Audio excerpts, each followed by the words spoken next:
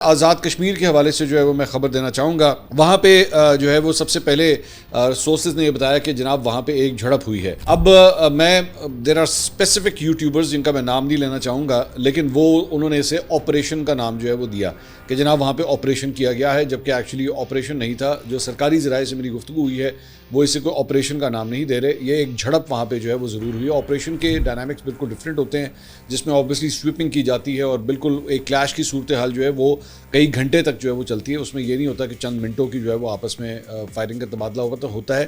یہ بیسکلی آپس میں جو ہے وہ چند منٹوں کے لیے جو ہے وہ رفلی 15 منٹ سے آدھے گھنٹے کے درمیان کا یہ ایک سلسلہ ہے جو آپس میں جو ہے وہ جھڑپیں ہوئی ہیں.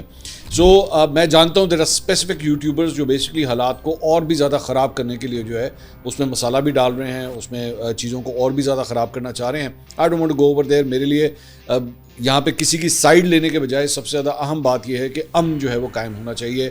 چاہے، اور میں بار بار یہ بات کہہ رہا ہوں کہ دونوں سائیڈز میں سے کسی کی بھی وہاں پہ جو ہے وہ شہادتیں ہوں، خون پاکستانیوں کا ہے. میرے لیے سب سے زیادہ یہ ضروری ہے، چاہے وہ وردی والا ہو چاہے وردی کے بغیر ہو، وہ دونوں ہی پاکستانی ہیں. نقصان صرف اور صرف پاکستان کا ہے.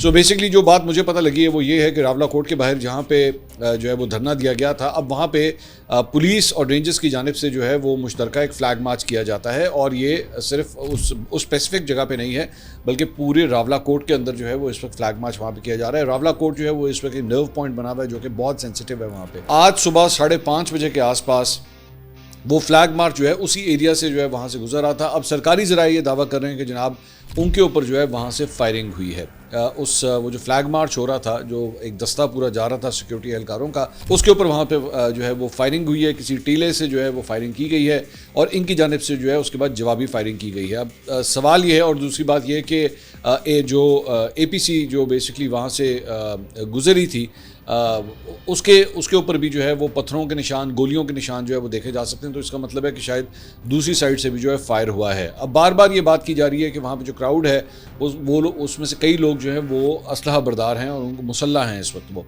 تو یہ جب وہاں سے گئے ہیں تو ہو سکتا ہے کہ یہ بیسکلی کنفیوژن یہ پیدا ہوئی ہو کہ جناب کوئی بہت بڑا آپریشن شروع ہونے لگا ہے اور یہاں سے لوگوں کو ہٹانے کی جو ہے وہ کوشش کی جائے گی، جس کی وجہ سے ان کے اوپر فائرنگ ہوئی ہے.